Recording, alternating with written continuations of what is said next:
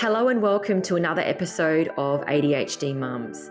Today we have Tania, who has been a lawyer for 22 years before resigning in 2017 to take up the role of advocate and full-time care coordinator for her third son, who struggles with ADHD and autism. She's also completed her behavioural of Bachelor of Science in Psychology and Honours in Psychology. And Tania is working as a research assistant at the moment, looking at internet gaming disorder amongst adolescents, which is a can of worms I'd love to open on another time. Tania has just applied for a scholarship to begin her doctorate in the use of co-regulation to prevent and minimise meltdowns in the classroom. Tania is particularly passionate about inclusive education and improving outcomes for children with ADHD and autism. So welcome so much, Tania. Thanks, Jane. I can't say how much I've enjoyed your podcast and the work that you're doing to spread the word, spread knowledge, and bring our community together so that we can speak up about our difficulties and the challenges of our kids and make a better world for them. Thank you for doing this. Oh, that's so kind of you. In the spirit of honesty, because, we are ADHD mums on this podcast, Tania, actually, we had some problem solving in the beginning and she hadn't actually connected up her headphones. So we did have that, and I wished I had have recorded it because, oh my God, we had a good laugh to start with. So we had a cracker start, to be honest. And then I pressed record because I was like, well, let's make sure that we record. But then, of course, once we pressed record, we got totally off track. So we were supposed to be doing meltdowns. Tania is an expert in meltdowns. And we actually diverted completely to the Australian school system. And Tania is an incredible advocate for her son at the moment. And what we discussed in the end was around having a boy and having a different representation of ADHD and autism to what we did with Jenny Cleary. So we've actually gone down the track of schooling system from a totally different angle, but I have promised that we will come back to meltdowns. So today we will do school systems, but we will be getting Tania back. Thanks so much, Jane. Yeah, it's been, honestly, I'm so grateful to have the chance to talk to you about these things. Yeah, let's get into it. What are you loving about the podcast and what would you like to see more of? Because I'm trying to get a bit more feedback. Hearing people's lived realities. I mean, I, like you, am in a community where there's challenges for families drowning, like with not being able to access the NDIS just because they can't even begin, to kind of normalise, I guess.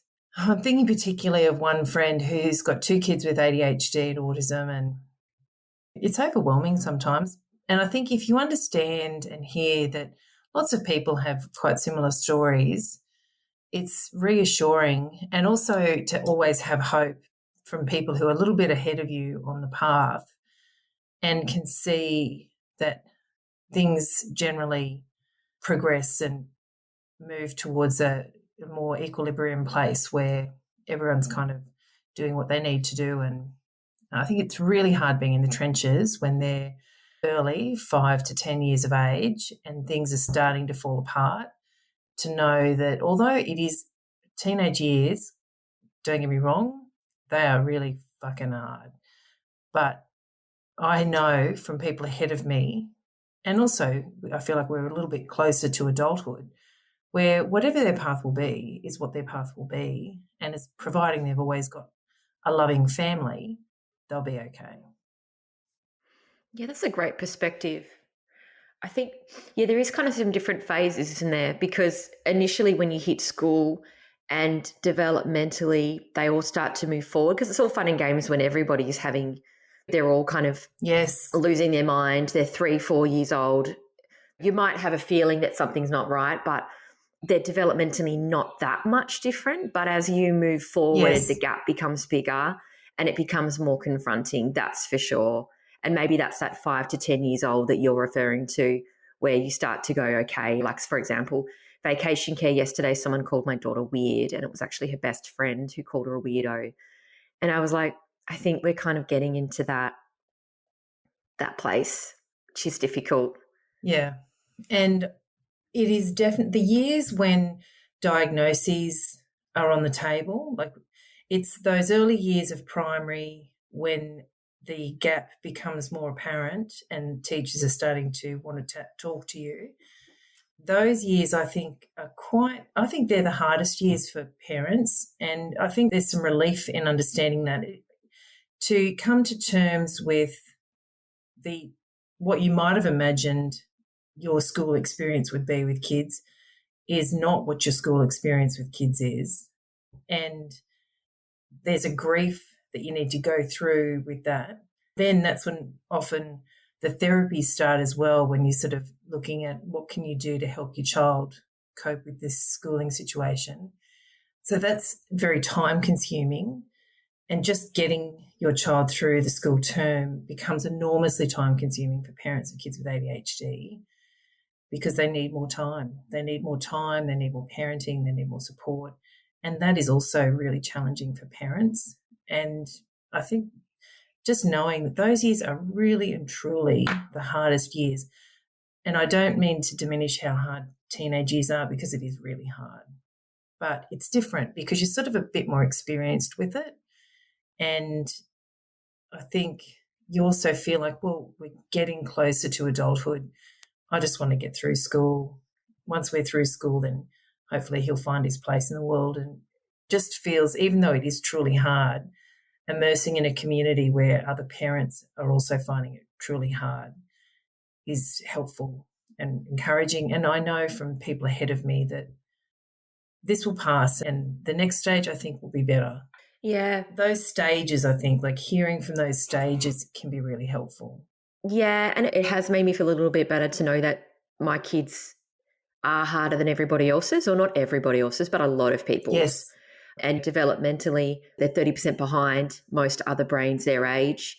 So I have a 7, 5, and a 4-year-old, and I'm pretty exhausted from having kids those ages. Yet I also need to be aware that I actually have kids that are younger than that developmentally. So my friends who have moved past and they're through the toilet training, they can possibly sit at a cafe for a short period of time and have a coffee. I'm not going to be there for a long time. And it is a bit of grief to realize that it's not going to be ending when I thought it was. My expectations are not meeting reality at this point. Yeah. And I think it's hard as a parent too to realize, however exhausting and challenging this is for you, no, it's harder for no one than the child. And you've just got to be that adult with endless patience and endless support. And that doesn't mean that no one has got endless supply of those things, but you've just got to keep aiming for that, because their capacity is what it is, and they really need a supportive parent who isn't judging them like the rest of the world, perhaps, and is doing their best to scaffold their ability to meet expectation, or lowering expectation to meet their capacity, or a combination of both. And they need to sort of feel that you're wrapping around them so that they can cope with what the world is throwing at them, particularly school. School is so hard.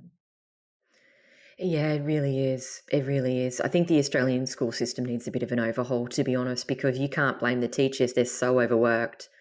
You can't ask them to do any more. But then also the kids are struggling to keep up. And one of my passion areas is around self-esteem in young girls, because they get told to do better, try harder.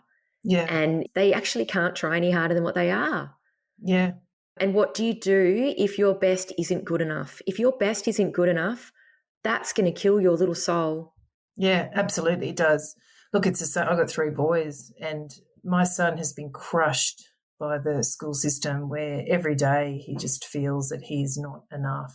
And it's not a lack of motivation. It's not a lack of effort. It's not a lack of resilience. My God, he gets up every day and goes back into the arena. So it's just simply that he doesn't have the capacity to do the things expected of him. And it really is about trying to get the system to accommodate where he's at. And that's hard, because at 14 in grade 8, there's all this talk about you've got to step up, you've got to step up. And like these days, they're doing university level content anytime from grade 7 to grade 12. Like it's all harder and harder and harder.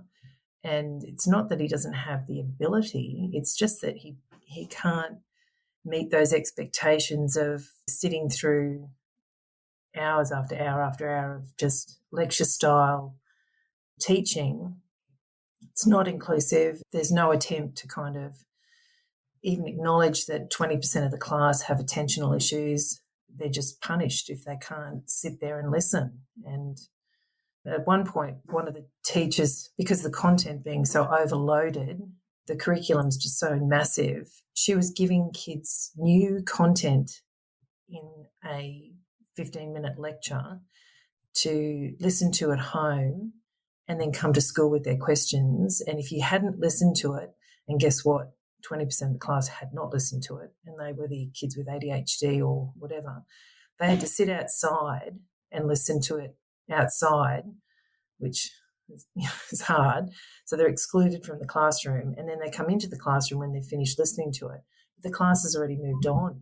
So they've been talking about the content for 20 minutes. So it's just sort of insult on insult, because you're othered by being excluded from the classroom. The expectation that you would do new learning at home after a long day of school is crazy. And when I challenged it, the response was, yeah, well, there's kids at the other end who their parents want them doing more challenging work in the classroom. I'm like, those kids will be fine in life.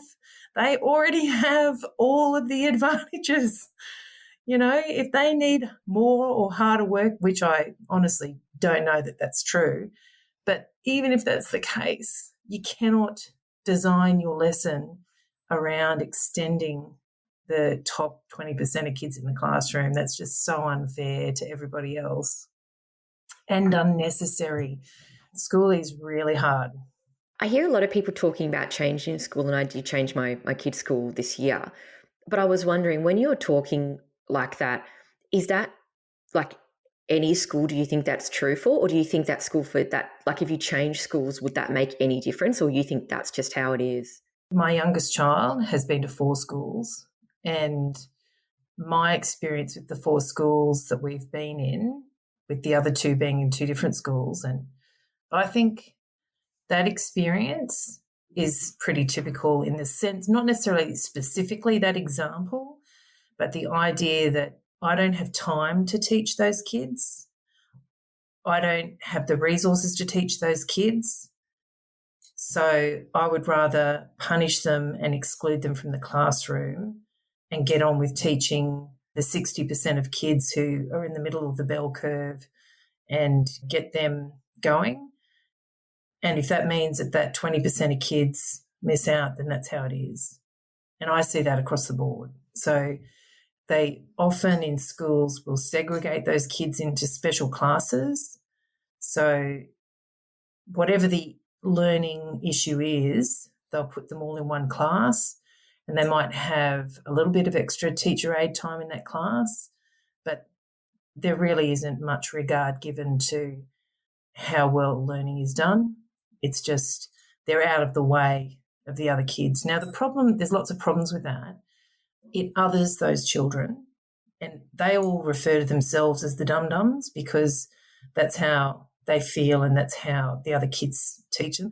And to be honest, that's what the system is teaching them, that you're not up to scratch, so we're going to put you over there and we're just going to get on with things and you do what you need to over there.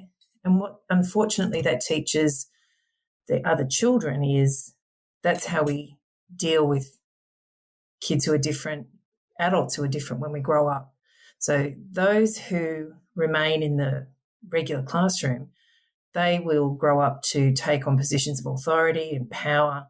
And guess how they're going to treat people who are different, who don't meet their expectations? They're going to push them over there and other them and punish them because that's what they've observed their whole lives. That's how the school system treats them.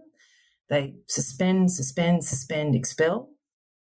That's how the teachers, even with the nicest of teachers, but they're like, I don't have time for them. They're over there.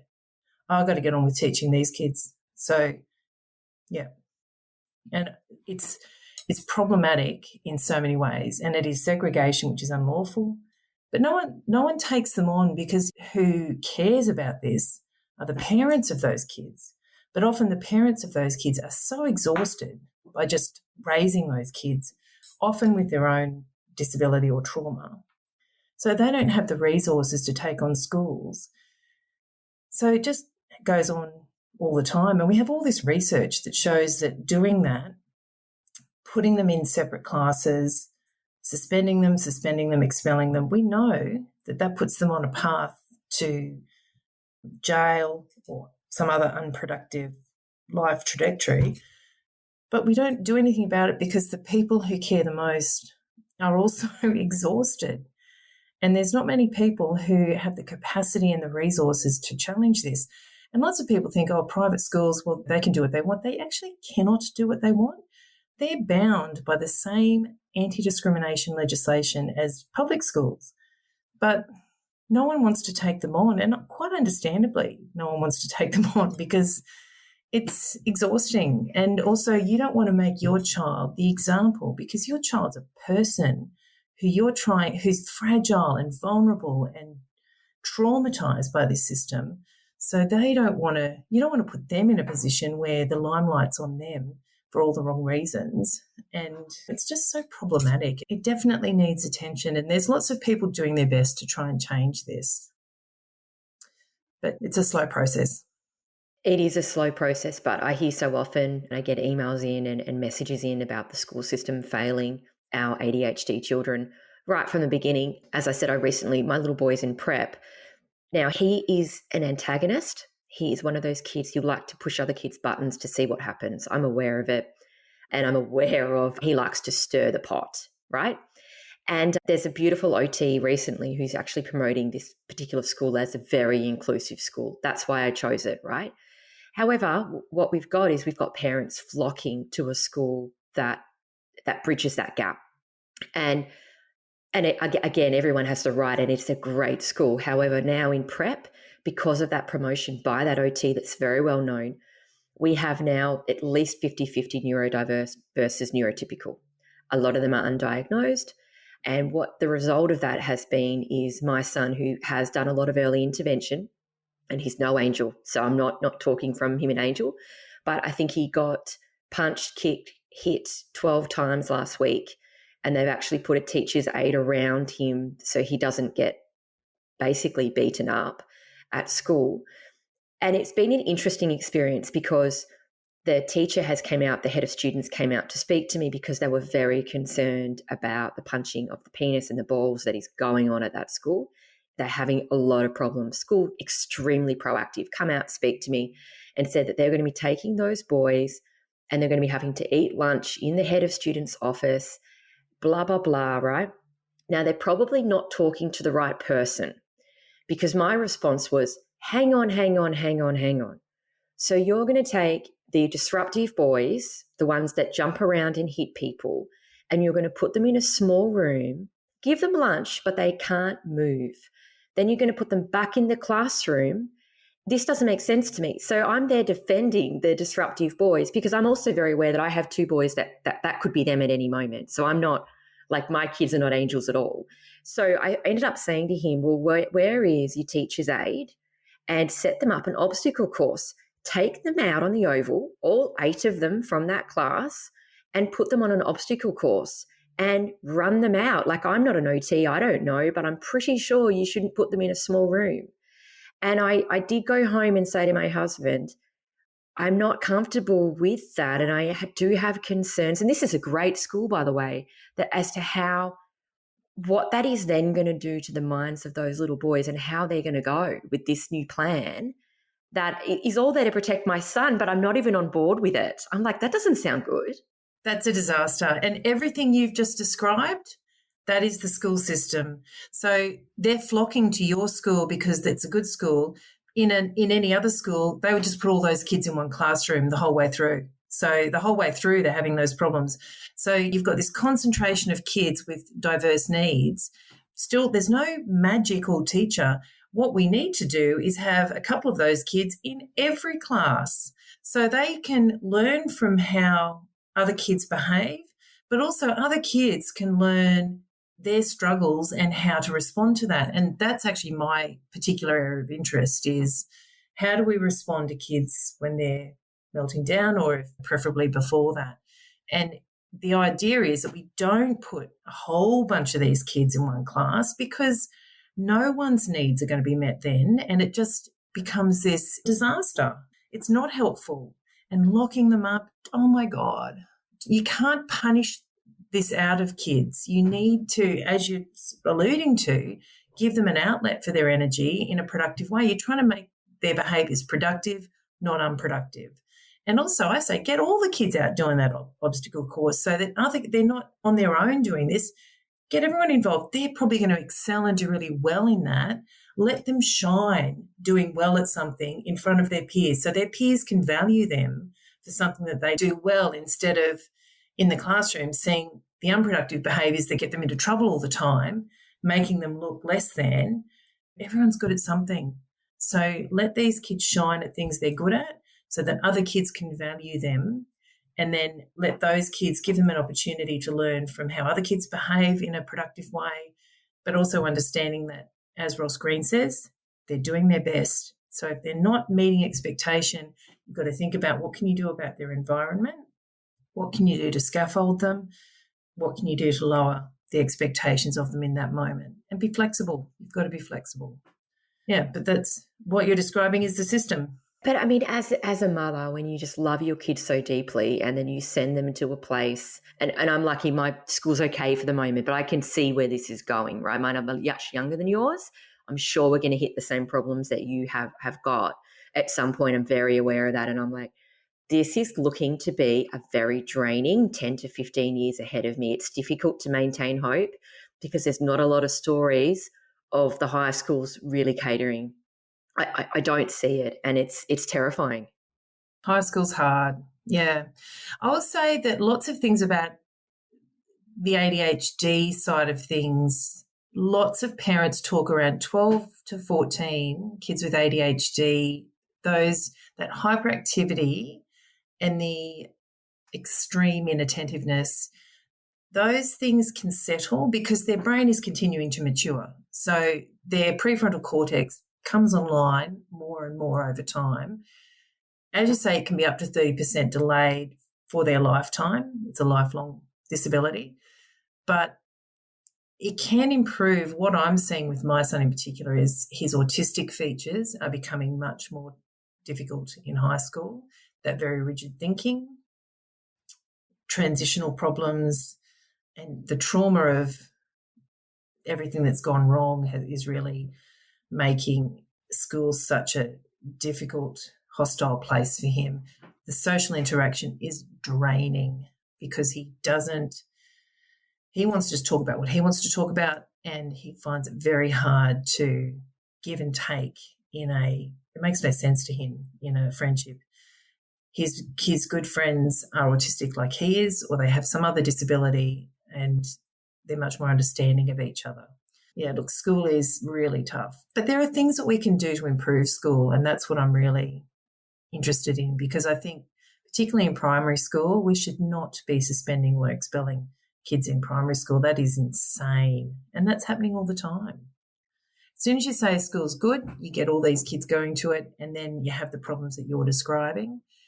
And so when people ask what sort of about our area, like in our ADHD, autism Facebook group, I'm almost reluctant to say we've had terrible experiences at each of the schools we've had, because I think the problem then is if you say that, no one will send their kids there, and then you've got concentration of kids who are ADHD or autistic in particular schools, which then, as you've just described with your school, it becomes problematic there, and that's a form of segregation in itself. Yeah, it's a funny one, because I thought, and I find it confusing because inclusion's all changed now, from what I understand, and you'd be much more across this than I am, that you aren't able to exclude groups anymore. I didn't think that was even legally allowed to happen, or is that it's legally not allowed to happen, but it does happen? Is that what you're referring to? 100%, yeah. So it is absolutely unlawful. It absolutely happens every day of the week. Kids are gate-kept out of schools. They might accept your application for enrolment, but then once they learn of your child's learning difficulties arising from ADHD or autism or whatever, suddenly they don't have a spot for you. So that's gatekeeping. That happens every day of the week. And then if your child gets into a school, then if there's any kind of externalising behaviour arising from frustration or difficulty in the classroom, then they don't want that. So they'll just suspend, and then they'll say, you can, and they'll either formally suspend or they'll say, well, we can give you a formal suspension or you can keep him home for the next 3-5 days or whatever. And then you're put in the position of, do I want this on my child's record? And I would encourage anyone who's given that option, please say, I want it on the record, because they have to report those statistics. So that is the only way that we will show the problems that our community are having with school. So I would encourage, if you're going to refuse to have my child at school for the next 3 days, I want it on the record. And then they're offered, well, you can either withdraw your enrolment today or your child will be expelled tomorrow. I say expel my child because I want it on the record. It's kids with disability, particularly ADHD and autism, who are overwhelmingly overrepresented in the statistics of kids who are suspended and expelled from school. And they're the one over and over and over again. It's criminal. This is a really interesting conversation, to be honest, because obviously we're not talking from a super professional opinion. We're talking as two ADHD mums connecting. But from what I can see, there's obviously people or kids that have their symptoms externalized, and they are those kids that will punch walls. They can be quite disruptive to look at or in their actions. Then you have the children who are quite internal. Now, I have two internalizers. One of them is a boy and I have one externalizer. And I always had the opinion with my daughter, who's very internal, and she was interesting. The school that we left, they put her in a high needs classroom. So they put a small, sensitive female ADHD who cannot hear anything when there's lots of sound around into that classroom, and she had a complete breakdown. So I've always looked at it, and they said they were too busy. They can't deal with her. They can't deal with an internal breakdown. They didn't care if there was a psychologist report to say that they deemed that classroom unsafe. They didn't care. And they told me that they were giving their resources to the externalizers. So we need to keep people safe. We are putting all of our resources into the externalizers. But however, what you're saying to me, which is blowing my mind, is I thought they were helping those kids. What you're saying to me is they're like managing them out, basically. They're performance managing them. I thought that they were pouring the resources to help them. But now I'm like mind blown that actually may not be what is happening. There's no unlimited resources. There's no magical classroom. There's no magical teachers. There are good teachers, but it doesn't matter how good you are. If you've got 15, 20 kids, all of whom have some neurodiversity, additional needs, or needs that are more than neurotypical kids, you are not going to be able to meet their needs because there is only one of you. And even if you've got a teacher aide, you cannot meet the complex needs of all these kids. So you're just keeping everyone safe. The amount of learning that gets done in that classroom is minimal. And often certainly in the high school classrooms that we've seen, the number of kids suspended in that class at any time. So there's this constant disruption of kids in and out of the classroom, rejoining after they've been on suspension for 3 days or 5 days, behaviour that results in suspension, always providing statement after statement after statement about all the things that go wrong, and because all they're doing is gathering evidence to support their suspensions and then gathering evidence to support their expulsions. And make no mistake about it, when you get the emails home setting out everything they've done, that's the same as when an employee gets a letter saying, this is the things that you've done wrong, this is what you told me that you would do, this is what you have not done. What that looks like, they're managing you out. In the same way, my background is in law and I've written plenty of those letters. So when I see these emails come home, I go, mate, this is our last warning. So they are setting themselves up. They are putting on in a paper trail of evidence to support their actions in relation to your child.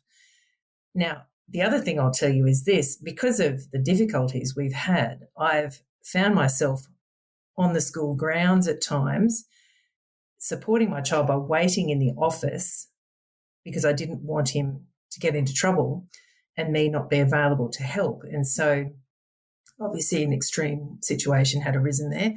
And I happened to be there when they had said to him, the teacher, sorry to be all over the place, the teacher aide had come down to me and said, oh, he's in the library. I'm just going to go and pop my head in his areas. And I said, why is he in the library? Oh, because he's there with a teacher aide doing this class instead of with the rest of the already segregated group that he was supposed to be with. And I said, why is he there on his own? Oh, there's other kids in the classroom. I said, but not from his class. So why is he, you've excluded him from the classroom. And she said, oh, well, no. Oh, I mean, no. I said, he is going to get really upset about that because he is going to feel that he has been excluded from the classroom. Sure enough, he gets upset. And so he starts to leave the school grounds, threatening to jump off the bridge because he's so upset about this. And she's down there wagging her finger in his face saying, I did not say that. I did not say that.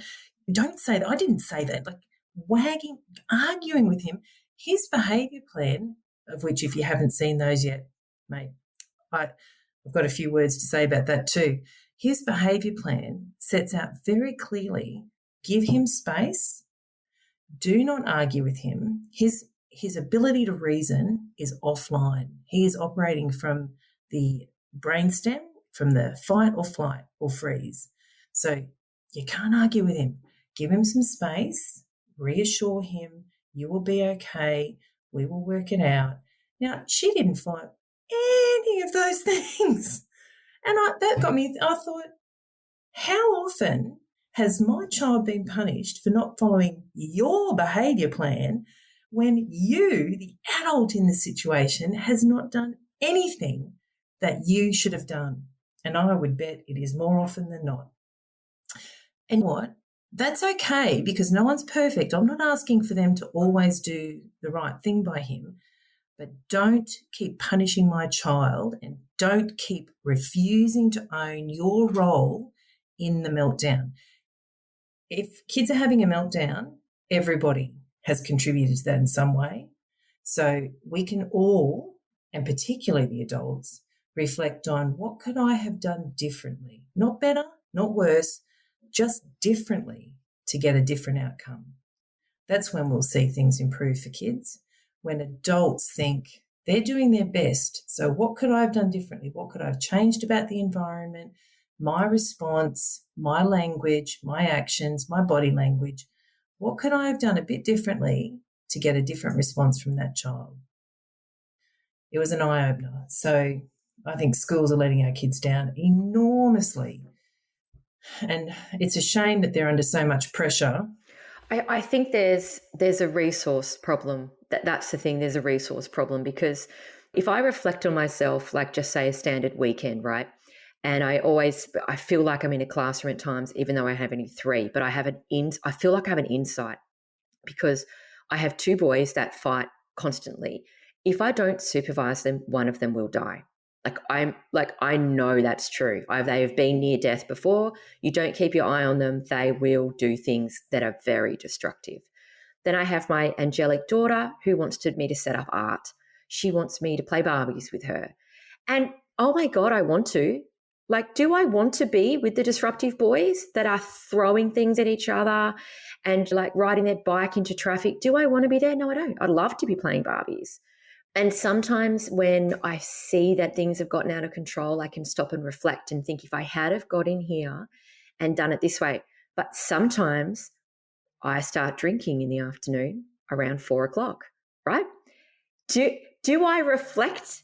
No, I don't, because I'm so exhausted.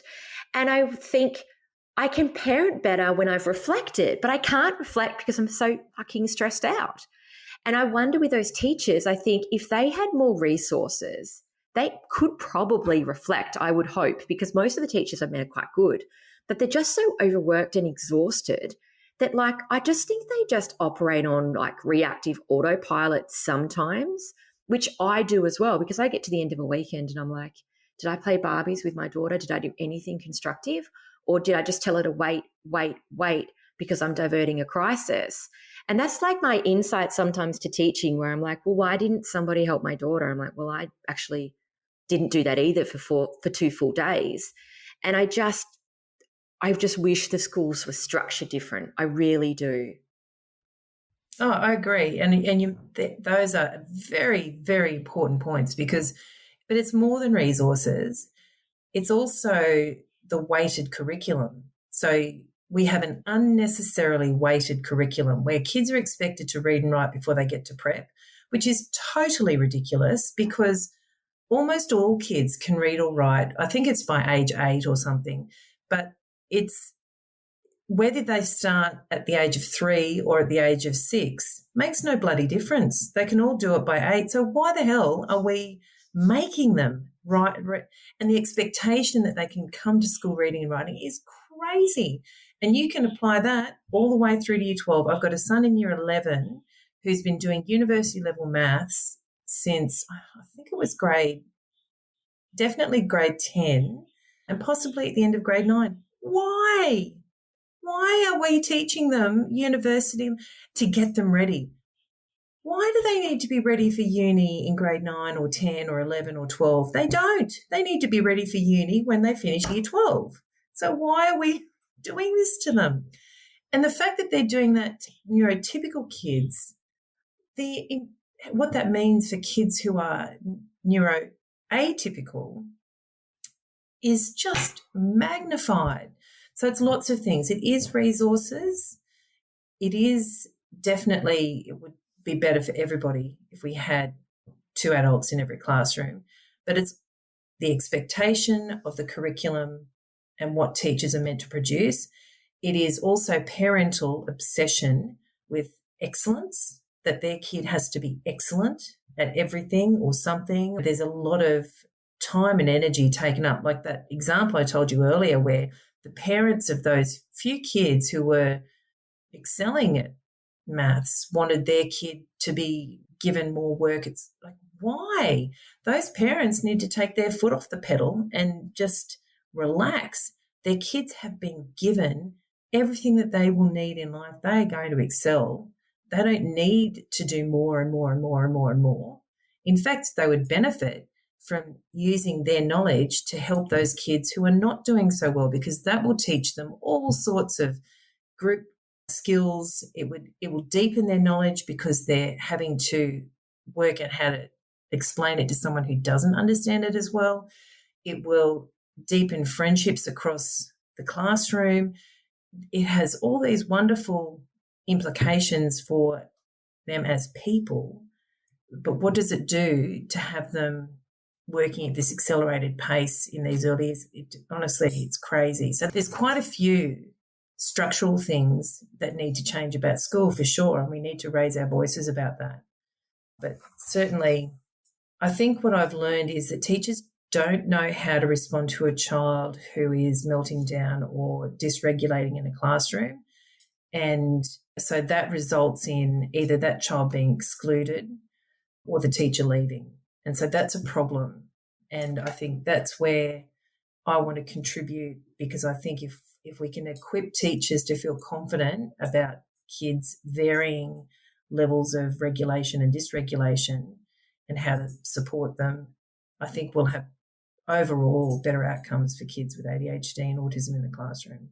And all kids, actually, because they will then be modelling how we respond to people in crisis, people who are dysregulated in workplaces, in the street, in family situations. It's certainly everything I've learned through my research and experiences now.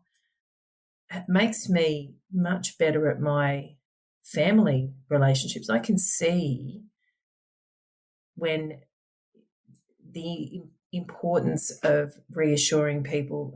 And I understand that if someone comes to you where there's been a fracture in a relationship, it doesn't take much to soften the other person. And that's the same with kids who are dysregulated. It doesn't take much to soften when they're going into a dysregulated state and they're becoming really tense and tight and their face is red and their fists are clenched. It doesn't take much to, if you just reassure them and offer those words of, it'll be okay, mate, we'll work this out. I know it's frightening for you now, but I'm going to validate your feelings. I'm going to reflect back what I see. I'm going to offer you support and reassurance. And you see their little shoulders soften, you see their face soften, you see their hands soften, and you reflect that back and you just help them come out of that dysregulated state. And that's helped me with adults. You can use the same kind of skills and knowing with adults, and it helps relationships generally. So if we can help teachers co-regulate with children in classrooms, that models to the other children in the classroom how to co-regulate with other people, with their peers, so that when they grow up, they've got that knowing and that knowledge and that experience, so that in workplaces and other situations, they can be better at relationships. Yeah, it does make sense. If, let's just say, because we did a few episodes ago, we had from Jenny Cleary a beautiful episode on her little 10-year-old girl who had ASD and ADHD. She was very internal and she was having some pretty serious suicide ideation, and the school were not willing to do anything about it because she was internalizing, and they said that she was fine and that it was all in Jenny's head. And I'm just paraphrasing, right? The episode is beautiful. Actually, had a few people message me and said that they cried. I cried. It was a beautiful episode. But you're coming from a totally different perspective, which is why I'm finding this fascinating. So you sound like you have boys that have or are on performance management plans.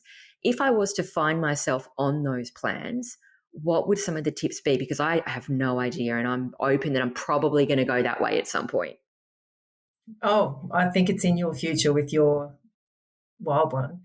My thoughts on behaviour plans now is I will not sign another behaviour plan about what my child will do in a dysregulated state. I will not, because I can sign those contracts till the cows come home.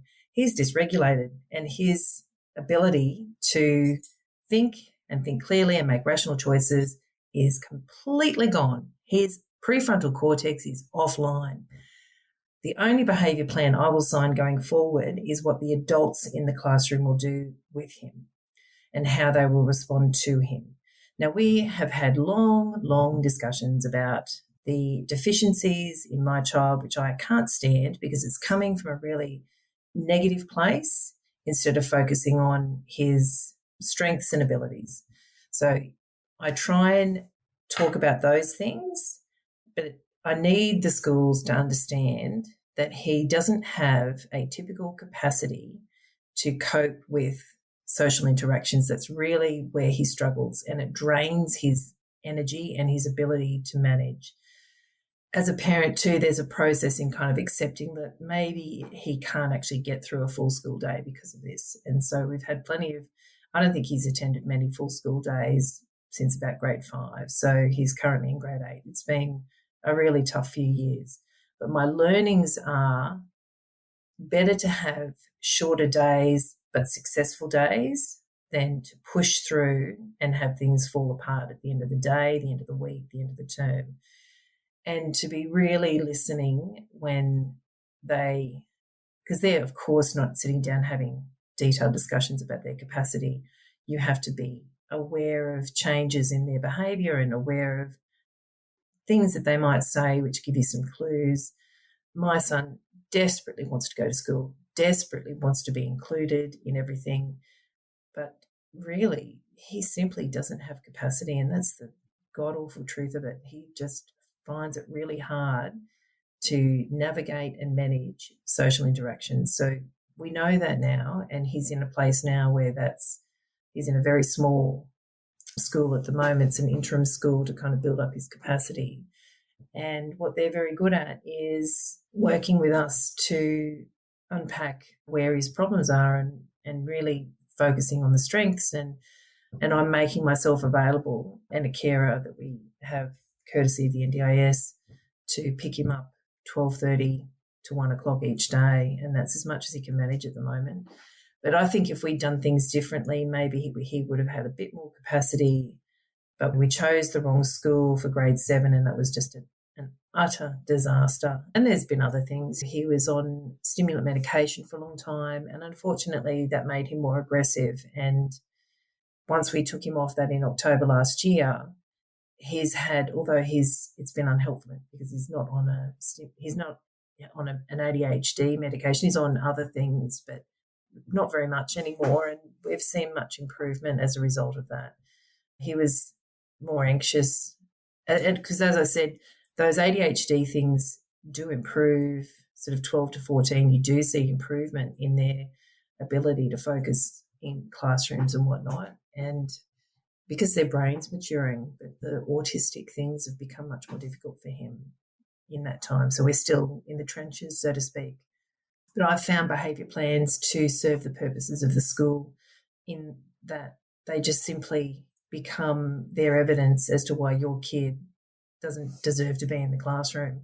Because as reasonable as it might sound, they always do sound reasonable, but then when they're in a meltdown, they're not reasoning, and so they can't be reasonable and they can't make good choices because they're not actually choosing anything. They're reacting and they're just exploding. So, yeah, it is behaviour plans are, I think they're a bit unhelpful. I don't want to make you relive negative events, so feel free to skim over it. But I am curious, when you said you picked the wrong school for grade 7, would you mind expanding a little bit? Because, I mean, picking a school and sticking with a school is like an ADHD mum's nightmare. Oh, So I'd love to know what you picked and what happened there. I am a bit desperate to know. we picked a school that sort of had a reputation for welcoming diverse kids. Now, what I didn't understand is diverse kids that meet their mould. So no externalising behaviour, none. That's just not tolerated at all. And in fact, he was humiliated and crushed on a daily basis by a teacher who would stand at the door and tell him to get away from the classroom. She wasn't ready to see him yet, who would march other kids out of the classroom saying, oh, here we go, Matthew's kicking off again, and leave him in the classroom by himself. Just all sorts of things that would she was just punishing him just on a daily basis, and it just destroyed his self-esteem.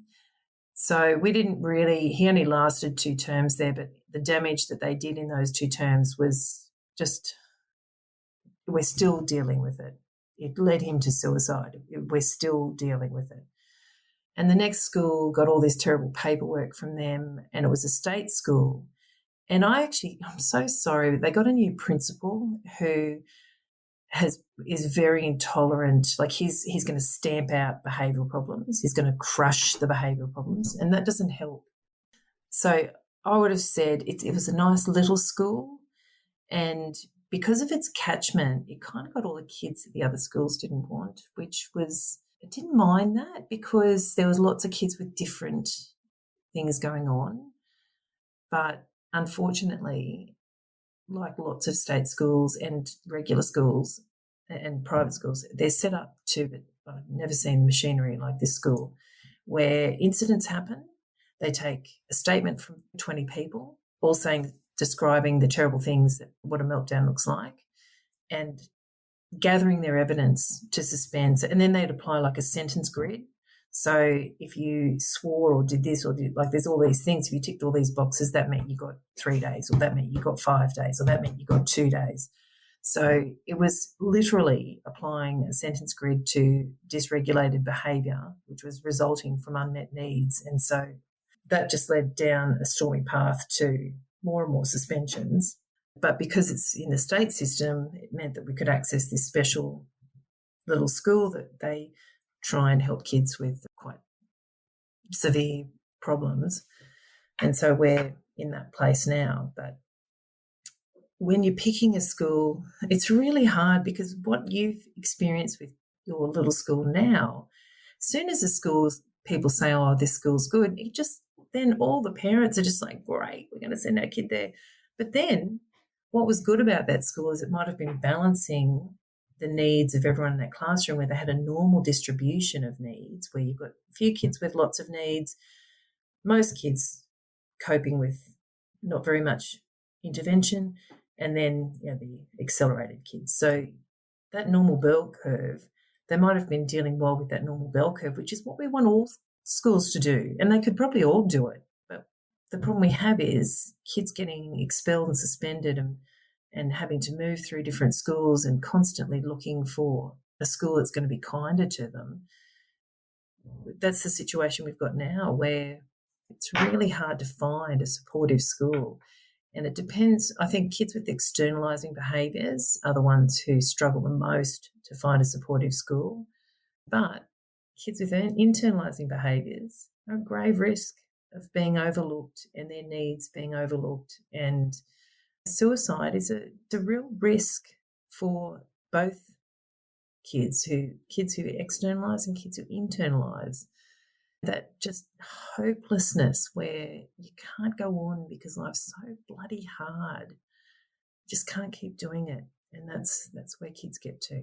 That's fucking sad. And I'm speaking from experience. It's been a really tough couple of years. Oh, yeah, absolutely. Absolutely. I really appreciate how open and honest you're being. Picking a school and monitoring it. I mean, I'm what, like 2 kids, or like, well, my oldest is in grade 2, and I'm feeling the pinch already. So I can only imagine having 3 and being 10, 15 years in.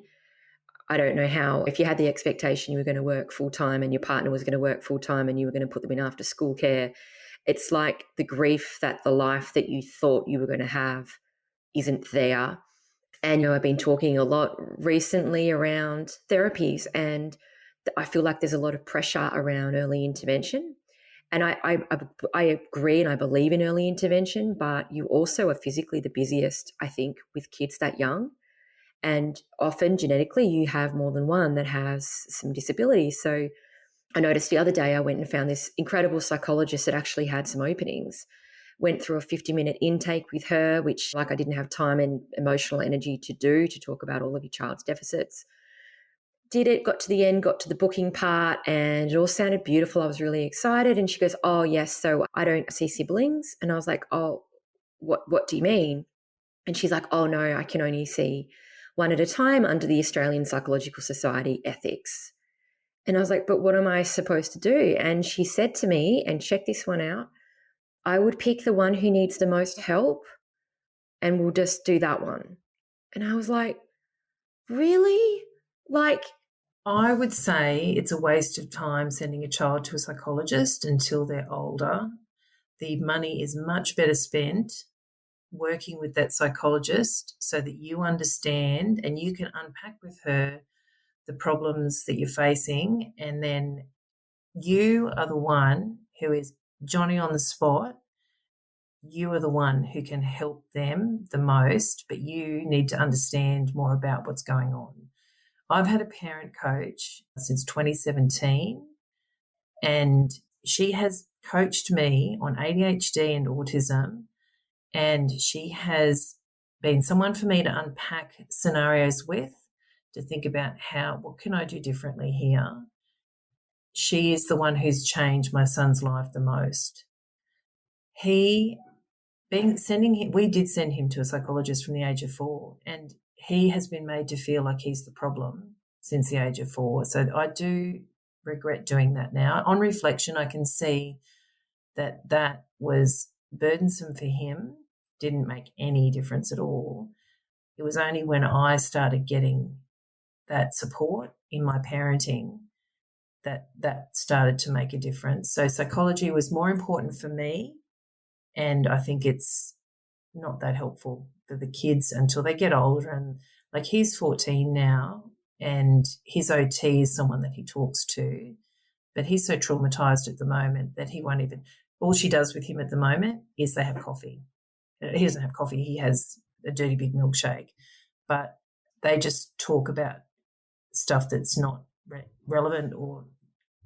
And our team is satisfied that she is just holding that space for him, because he has talked to her previously about stuff, but at the moment he's just got too much trauma, and that in time, by holding that space, the hope is that he will talk about things that are more important, but at the moment it's very superficial. So, yeah, that's kind of my thoughts. I think you need a child psychologist because you need someone who understands kids with ADHD, but it's the parent who needs to understand that, because you are the one who, when they're becoming distressed, you can employ those co-regulation strategies.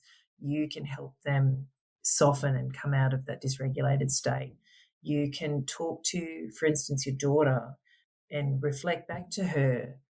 I know I haven't had a lot of time for you this weekend because I've been really busy supporting your brothers, and I just want you to know how much I wish I'd had more time with you, and I'm going to try, like, this is what we're going to try and do, or what do you think we could do together that would fit in with our situation, or just giving you some strategies to deal with each of your three children and their different needs. I mean, our third son's brothers have really had to understand, and they can see how hard we're trying, and it's important that they see that, because it's important they see how much we're trying to support him. And whilst they do resent it at times, they're understanding of that. And people always say, oh, how beautiful siblings of kids with disabilities are. And I say, yeah, well, imagine if in a classroom, imagine how beautiful all those other kids would be if they saw how we responded with empathy and kindness and understanding to kids with disability. They're beautiful kids because they see how we treat someone who's really struggling. Oh, that's incredible advice. I really have to say I couldn't agree with you more. We went ahead and cancelled that psychology appointment because I was like, well, I'm not driving one around. I'm not picking one. That just seems awful to me. But we ended up going back to the registered psych who diagnosed me initially and who has helped us for years. And he does do exactly that. So we go in, just my husband and I, we talk about the kids really openly without them being there. And he comes up with strategies for us, which has massively impacted us. That is money well spent. But that is time and energy from us that is difficult. So not everybody has time and energy. We are lucky that we have set ourselves up in that way. We also have the emotional depth, in my opinion. Not everybody, I mean, if you are financially struggling, you're both working full time, I don't know how you would do that, but that is a better case scenario. And we have gone to that OT for social skills training. So they do like small groups, and I just rang them and I was like, look, if you can't get in all three on one weekday, I'm not coming. Like you've got to make that work. I'm happy to wait list, but I'm not coming one kid at a time for 3 days of the week, not happening. So I'll just wait. And interesting, having three, they were like, okay, well, this is what it's going to cost. And it's only an arm and a leg, but we just have the one appointment with other kids, which I'm hoping will not create that there's something wrong with them vibe, because I'm totally agree with what you're saying. No one wants to come and talk to some random lady by themselves. Like, it's just, no one wants to do that. Yeah, absolutely. Absolutely. And you've got to do exactly that. You've got to be clever about your appointments, because appointment fatigue is real for you financially and for the kid. Like, we've had to just go, well, we have to prioritize here, and we can't sign him up for 1,000 things because it's all sort of hard work for him. And look, no one has more difficult discussions than these bloody kids, because they're having difficult discussions about things that go badly at school, things that go badly at home. No one has kids with ADHD. Mate, we need to talk about something. Well, look, thank you, Tania, for coming. I so appreciate you, and we will get you back for another episode. Thank you so much. Jane, this has been so much fun. Thank you for shining a light on these things and bringing us together. Thank you.